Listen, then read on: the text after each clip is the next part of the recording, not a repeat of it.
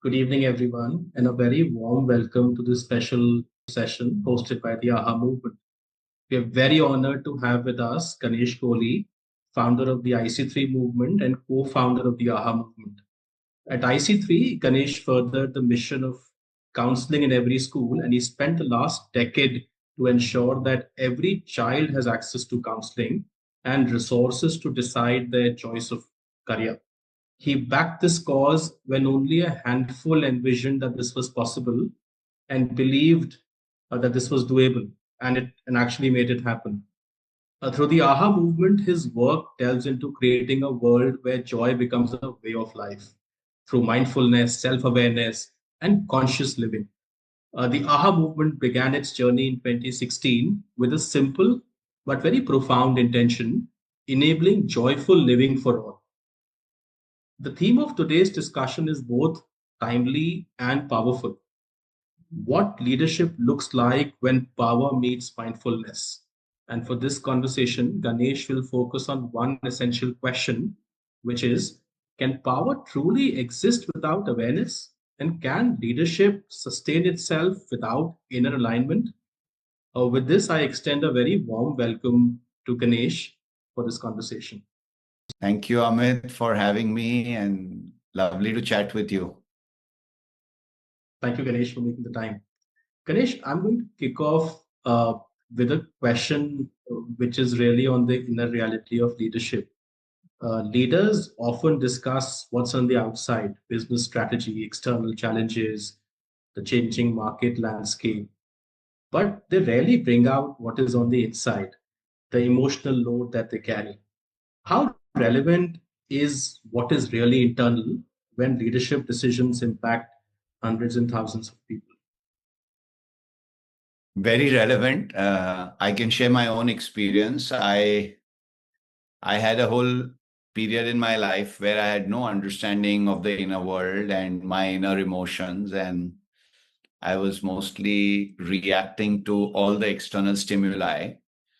And then I had a period in my professional life where I had actually experienced meditation and mindfulness. And what changed really was that I became a magnet for solutions. I became a magnet for abundance. And let me tell you, I never dialed down the intensity. In fact, my intensity went up, if anything.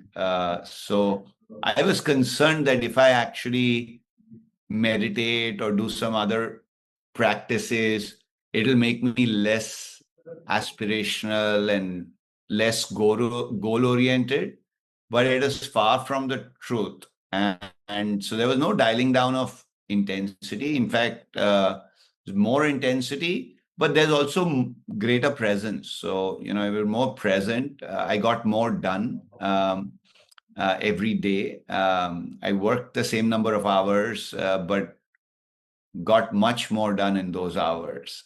And that is a period of self-reflection, inner purification. In a way, decisions were made from a mature adult state rather than from a wounded child state where you're kind of too emotional. And I became a little more childlike in the way that I existed. And so yeah, the inner world really works wonders for the outer world.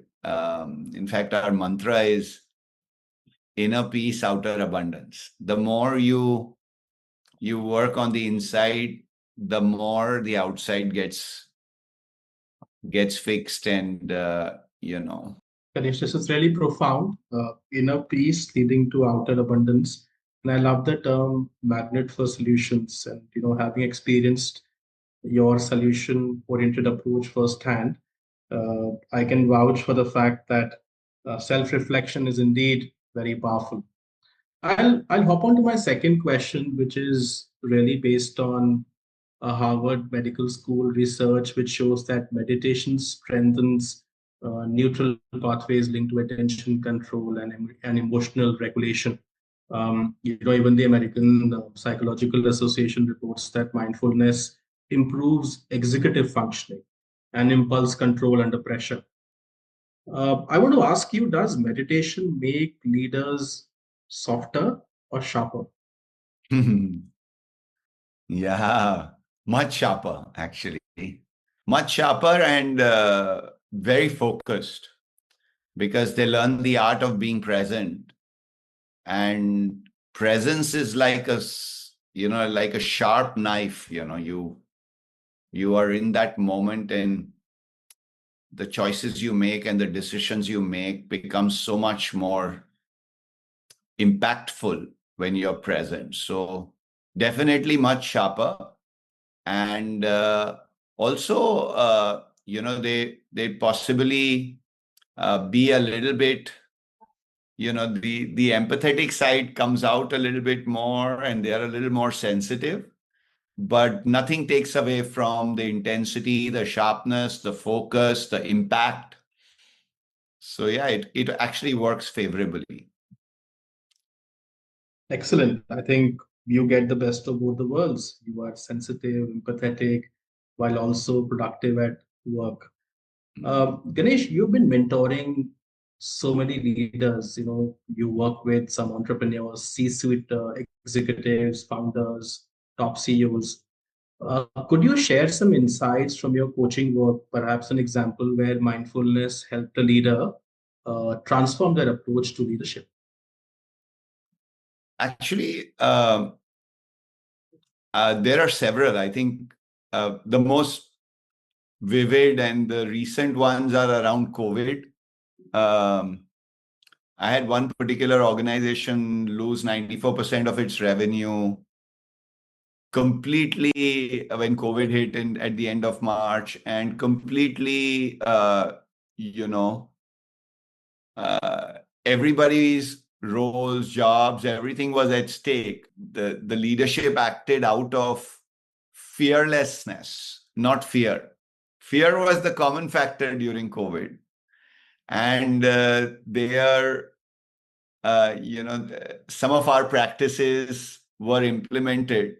There was fearlessness, there was vulnerability, there was mindfulness, and those 2.5 years of COVID, they saw over 300% growth, new product lines, new service lines from coming down by 94% of their revenue. They actually had 300% growth. So I think there's a lot of examples like that.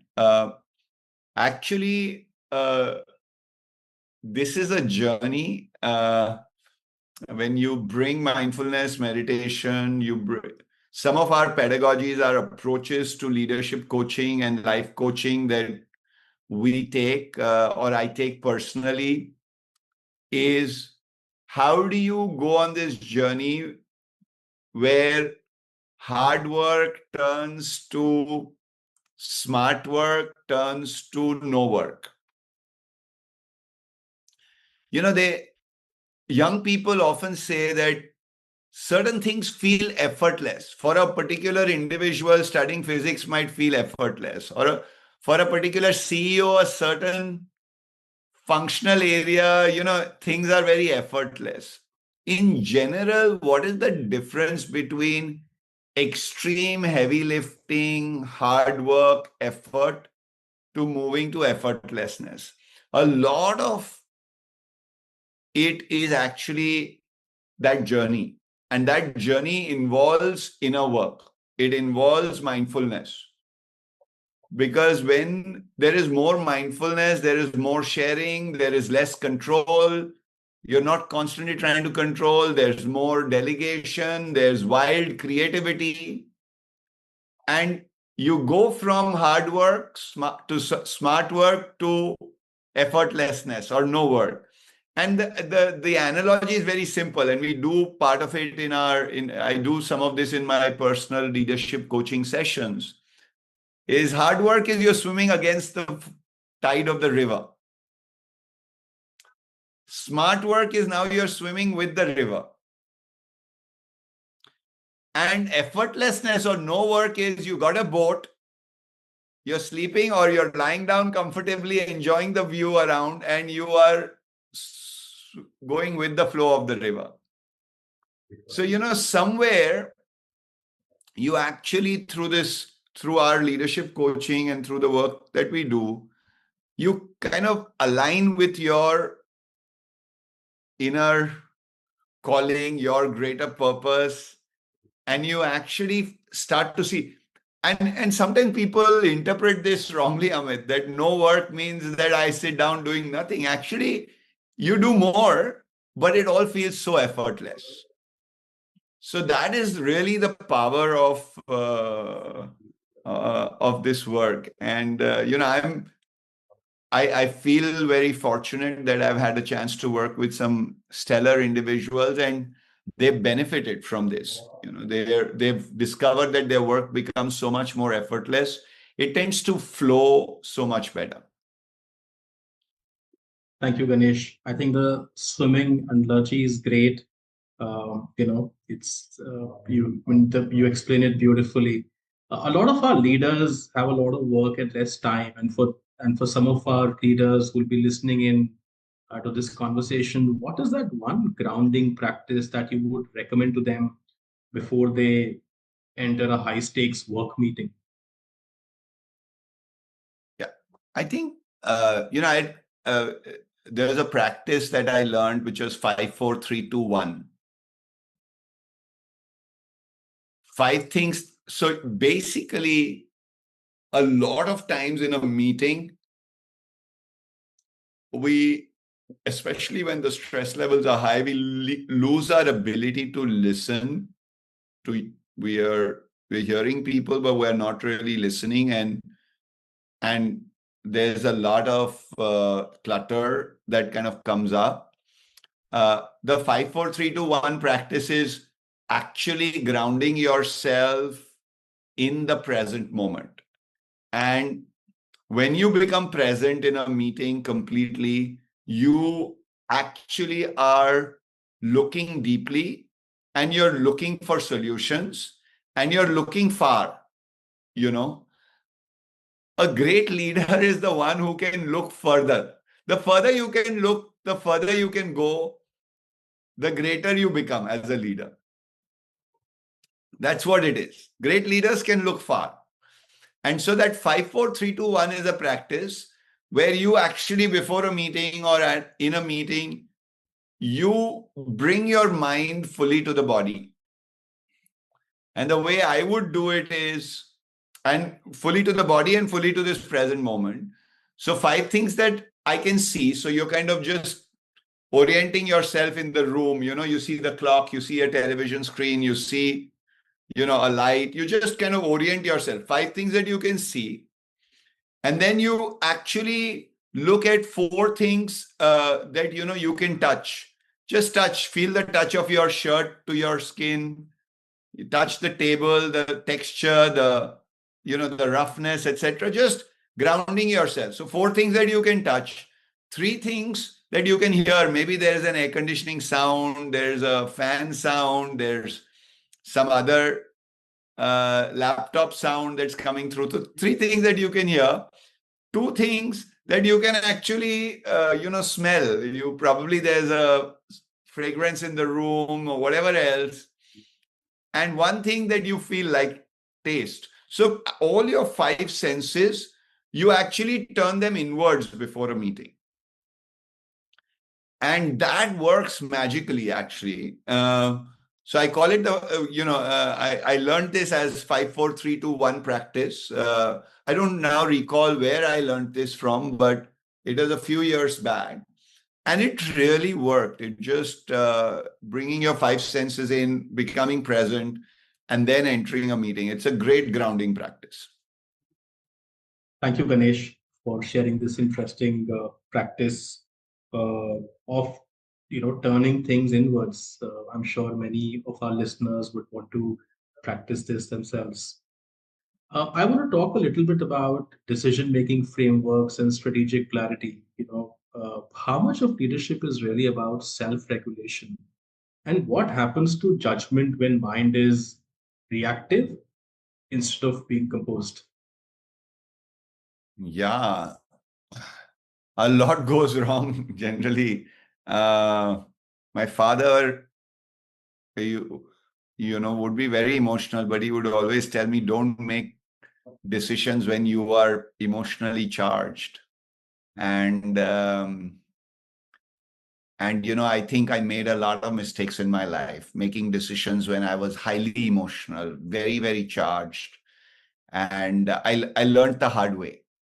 I learned the hard way. And I would say that uh, that self-regulation, that ability to actually take a pause, have a lag between a stimulus and your response, I think it makes a big difference. And that's something that uh,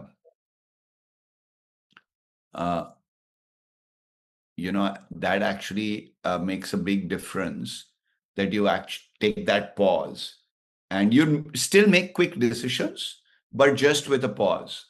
And reactive decisions or decisions made in an emotionally charged state can be very, very challenging, definitely very challenging. Right, absolutely. Ganesh, you talk about uh, decision making in an emotional state or when we are charged. Uh, our leaders operate in a high pressure environment. Leaders are constantly absorbing uncertainty around markets, people, unreal expectations.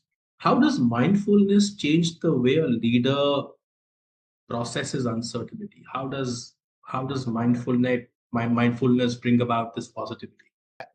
For me, a lot of the ancient teachers and the wisdom that came from them was incredible. I was greatly inspired by Lord Buddha, and Buddha's teachings are well articulated. And when we embrace the impermanence of everything that is, we also embrace uncertainty in our life. This whole need for control or certainty is actually coming from a place where we haven't embraced the higher truths. We are oscillating between euphoria and depression, extremely happy or extremely sad. Right in the middle of the two, as the Buddha taught, was bliss, that middle path. So I think death is a truth. Death is a truth, and life is a truth as well, right? Death is an absolute truth. Our cells are dying in our body. Every day we discard old cells. Projects die, companies die, new companies are born, new cells are born. This body itself is not going to exist after some time. If anybody, we celebrate the new. And when as a leader, you have projects. Sometimes they don't work. You don't have, and you kind of revive, you come up with a new idea, the birth of a new idea and the death of an old idea. Embracing this impermanence, operating from a place of detached attachment. Like young kids who played football, they just played football for the joy of it, and they would spring back and they'll take everything that comes along the way. Whereas probably in the English Premier League, it got too serious. It gets violent sometimes also, right? And so I think that I understand the seriousness and how big the stakes are, and how many billions of dollars and millions of pounds and revenue and all of that. But this too shall pass, was the Buddha's message. All that uncertain moments will also pass, and certain moments will also pass. And all the things that you're so full of pride for will also pass. This body will also pass. And when you embrace this impermanence, then uncertainty doesn't feel such a big burden, Then you're not looking for stability all the time. You are looking to kind of, ride the wave. The wave goes up and down. It's like, what is that called? Water. What is that sport where it's more in So Australia? surfing, right? Surfing, yes. So you're kind of going with the waves. You're not saying, give me a flat surface. You're actually just. So I think that's really what my personal experience has been. That actually I practice detached attachment. When IC3 began, or when AHA began, a lot of effort was put in. When we prepare for a conference, when we work on a project, we put so much effort. You build a company, Amit, you hired so many people, but you actually start to practice this. It works like magic. Actually, you get more. I received so much more. I come much further along than I would have ever imagined. But this comes from that higher truth of impermanence. Right. The middle Ganesh, part. Yeah. absolutely. Ganesh, you talked about discovering bliss, and when you speak with so much of clarity and with so much of confidence. What is the difference between confidence and clarity? And does a grounded practice like meditation, uh, help leaders move from a ego-driven certainty to conscious decision making? A lot of our leaders enjoy high positions of power, and that is bound to also infuse a lot of ego into them. So, how would you advise them to move to a state of conscious decision Confidence and clarity. So confidence can be very superficial, actually. And confidence can be real inner conviction. When you're purpose aligned and you are mission aligned and you have a deep inner confidence, and it's very real. Whereas so many times, we dress up on the outside in a certain way and we present ourselves, but it's really not coming from deep within us. And clarity also, we perceive that we are clear, but a lot of times real clarity comes from a silent mind. It comes from within. So both confidence and clarity are not superficial. They are unique qualities. And for a leader, actually, clarity is so important. But clarity about ambiguity is also important, that things are going to be ambiguous. So like I shared earlier, a leader is someone who can see far. The further you can see, the better choices you make. The more deeply you can look at a situation, the better choices you will make.